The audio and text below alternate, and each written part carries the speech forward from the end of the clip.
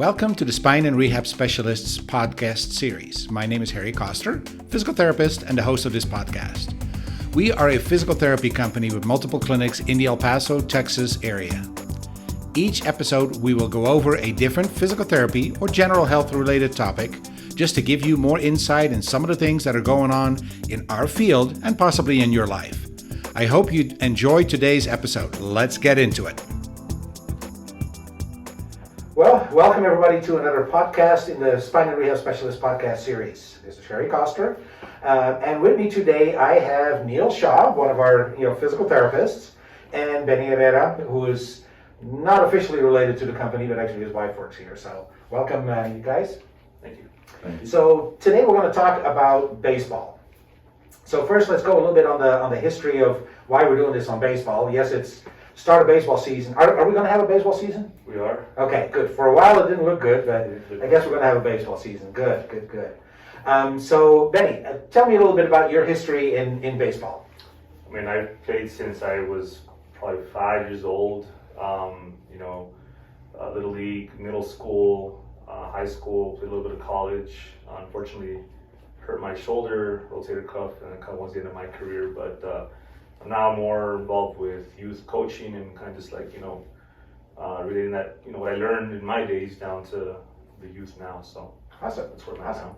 Well, welcome being here. And Neil, what is your background in baseball? Why are you here? So to start, I played youth baseball from age 6 up to about 12. So that's at least playing. That's my experience. Really enjoyed it. I've also always just been a huge professional baseball fan. But then in grad school, did a research project on youth and adolescent elbow injuries and the factors surrounding that related to just body mechanics and throwing. What's optimal. What we should do to monitor and manage, and how to prevent injuries in the elbow. All right, awesome.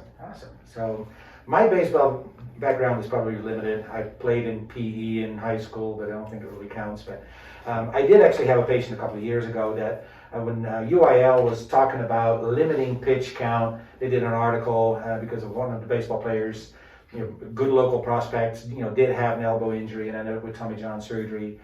So kind of that's what we're going to talk about, right? About preventing, injuries, in baseball, especially in youth baseball.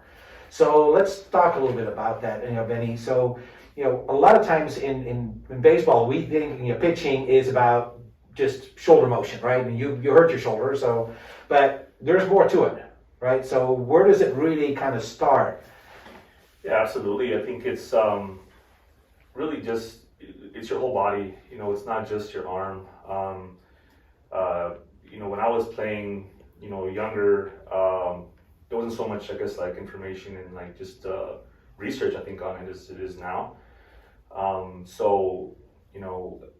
Even the jump from high school to college, it was really kind of a shock just how much more they put an emphasis on working out your lower extremities, your core, proper rest, the long toss, how much you should throw, how often you should throw, the stretches, things of that sort. And when I was younger, even high school, middle school, little league, that never even, there was the running and stuff, but it was more so with the team. It wasn't so much like focused on pitching. Yeah. Which I think is really important, just because if you're going to pitch, I think you should have that, that extra emphasis on what muscles are important. Yeah, because definitely, if you're only throwing with your shoulder, I mean, that's going to be asking, or with your arm, that's going to be asking for trouble at some point, right? So, and that's probably kind of what you found in your research that started creating these injuries. Yeah, so a major concept with just pitching and throwing is the kinetic chain, and that the summation principle in that, which is just the transfer of energy from segment to segment, as we go through the pitching motion. We want a model of efficiency when we throw, and that involves optimal mechanics, which we could go on for days, about that. It's the research world is exciting, and there's new developments nearly every week, every day. But in essence, we need efficient mechanics with throwing, and it has to start from the ground up. That's where we get our main force from.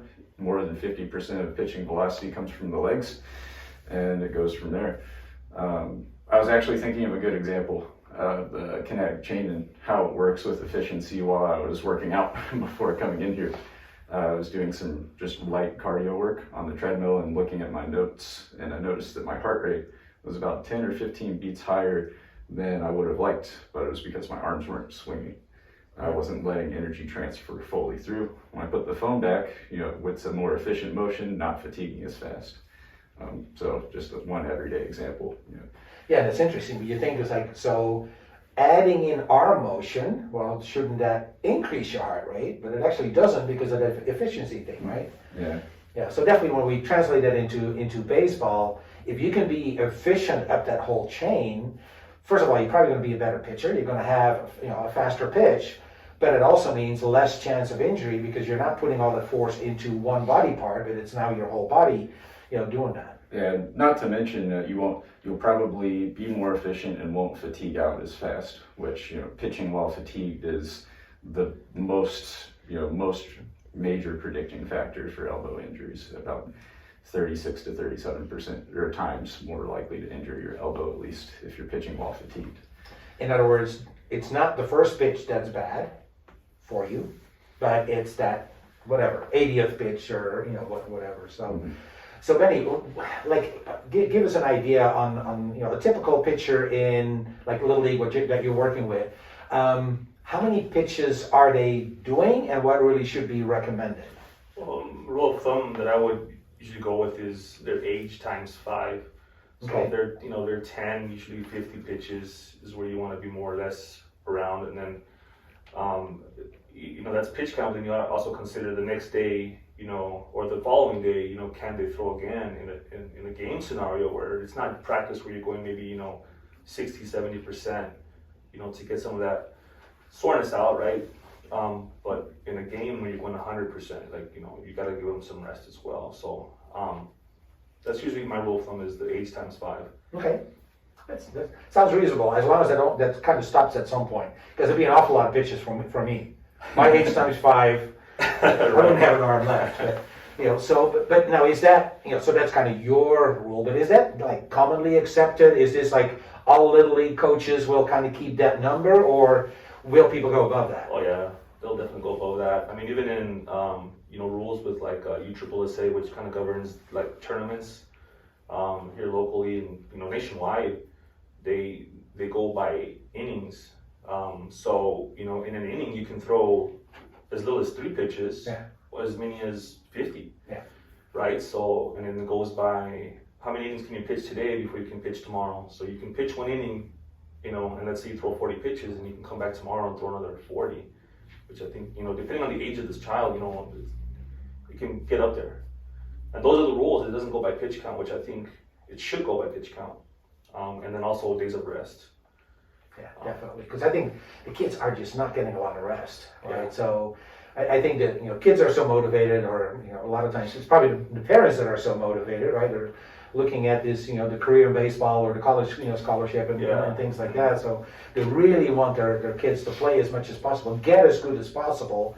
And I think a lot of times, parents and probably even coaches just think that the more you pitch, the better you get. But I think that comes at a cost. I don't think that's really true.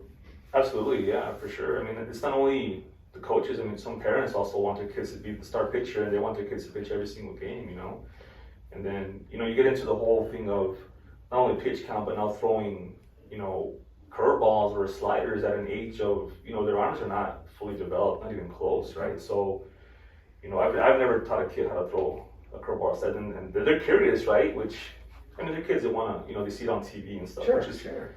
But, just a fastball or a changeup, it's, you don't gotta do your arm in a certain way, you just kind of throw it the same, and there's a difference in speed, so it's kind of serves like as an off-speed kind of curveball, but there's no real, kind of tug or, weird, throwing motion that can, affect the pitcher's arm. Yeah, that's going to tweak it more. So Neil, in your research, did you see a difference, or did they mention that at all? Like what type of pitching was done, or was that not part of the research? It was a little bit, not the main focus, but I was thinking about that earlier too. And just like many other things in athletics, we want to start with a solid foundation. Start with the basics, get them established, make sure we're good and solid with our mobility and strength for throwing a changeup or a fastball before we try to branch into these specialty pitches. We don't start a tower from the top, we start from the bottom and build up, and it's the same thing with pitching. But also I like the age rule for youth pitchers. One thing that we saw was 80 pitches roundabout in a game. That's the number I've seen. Would be ideal to stay below that number, 2,500 pitches in a full year, and less than 8 months of competitive pitching in a full year. And I think that's also one of the problems is that sports aren't seasonal anymore, right? Sports, I mean, there's your regular season and then off season and winter season and whatever season, school season. There's so many different seasons that how much rest do kids really get?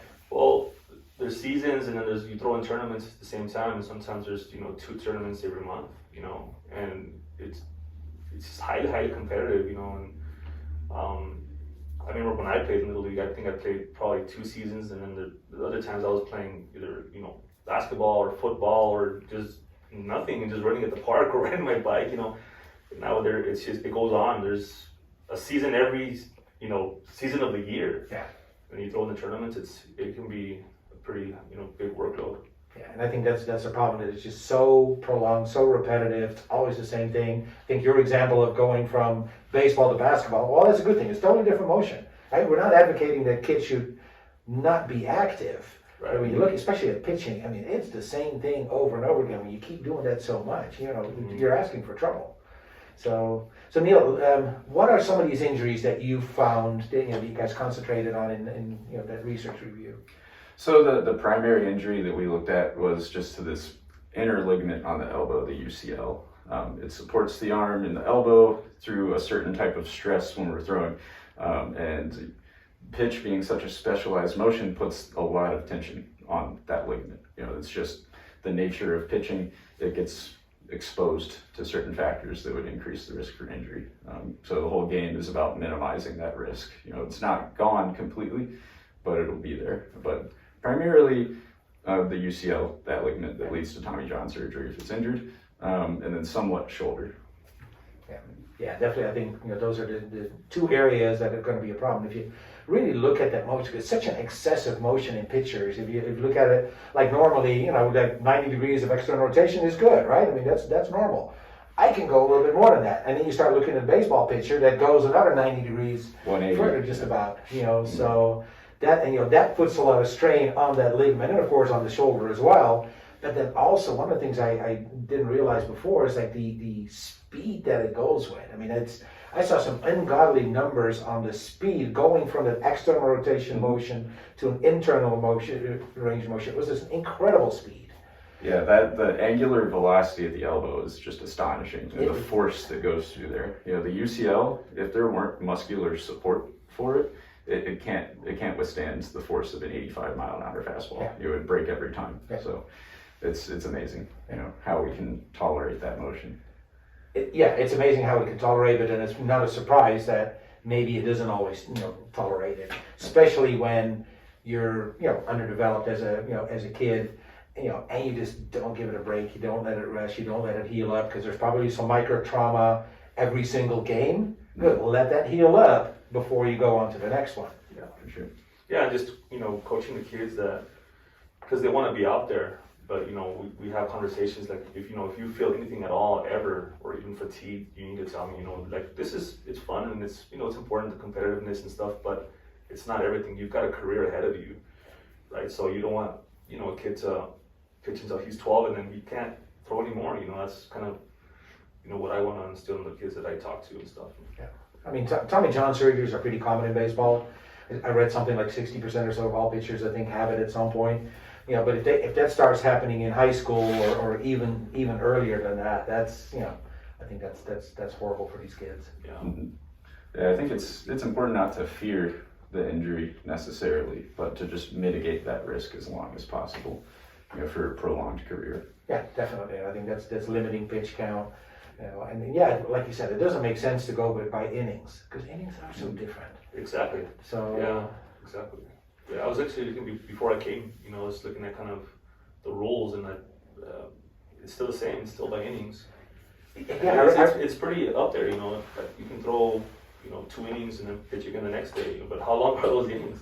Yeah, and I was surprised that when the paper, the El Paso Times did this article, with my patient and with me on pitch count, that it never went through. I mean, they were proposing it as a pitch count for UIL, so for middle school, high school, but it never went through. Yeah. So I mean, to me, we gotta protect our kids from not getting injured, so easily.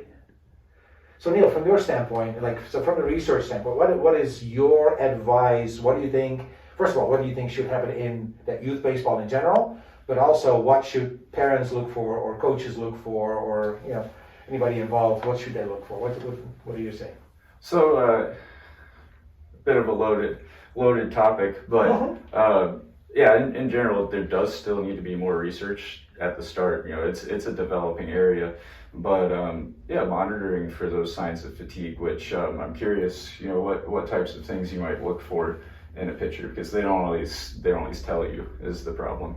Yeah, a lot of times they'll shake their arm, something that they don't naturally do, and then you call time and you go ask them, hey, I saw you do this, and that's you can't just accept it. No, I'm fine. You know what I mean? Mm-hmm. Like, you have a real good heart to heart with that kid, and just make sure he's good. It's not he's gonna pitch again. You can't end it all at that in that game. And some other things that we can look out for. There's little changes, like a decreased stride length tends to happen when we get tired. There's decreased pitch velocity. Pardon me, I don't remember the amount that it decreases, but decreased velocity is an indicator.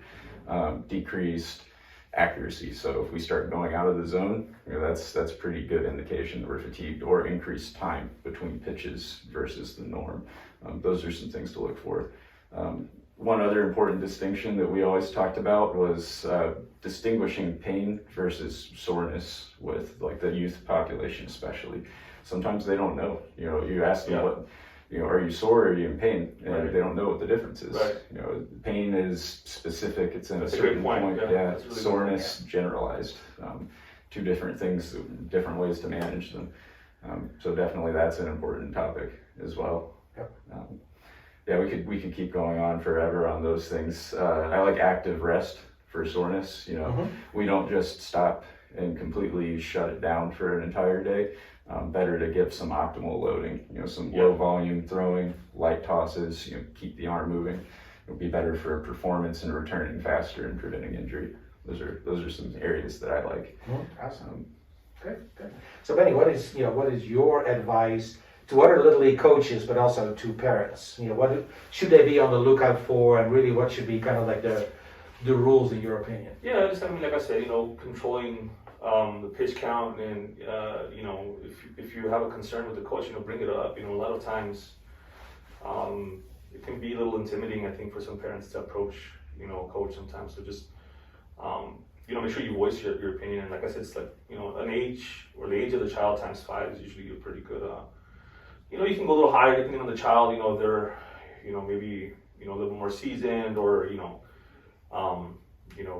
they haven't pitched in a while. You can go things like that. But just being just taking care of your kid. Right? Yeah, exactly. Yeah, and listening to them and not being so pushy. I think a lot of times too, parents sometimes want it more than the kids do, and I don't think that's good. I mean, it's good for parents to motivate their kids, but ultimately it should be the kid wanting to do it, and not because I've seen it a couple of times where it's like the dad kind of lives the glory moments through the child. And I don't think that's a good thing either. Yeah, I can speak for myself. I've kind of been there, and with my son, right? And you kind of check yourself, like, okay, well, if I want him to continue playing, like, he's gotta enjoy it. You know what I mean? And I can't put that pressure on him. So at the end of the game, it's just like, you might point out some things here or there where he can get better, but proud of him, and that way he kind of just grows with it. Yeah. And ultimately, it's okay if this is not what he wants. Yeah, absolutely. Right? I mean, it's that's okay. If you want to do a different sport, or if you don't want to do a different sport, that's up to you. And be active. So, all right. Well, thanks. Anything else to add, Neil, Benny?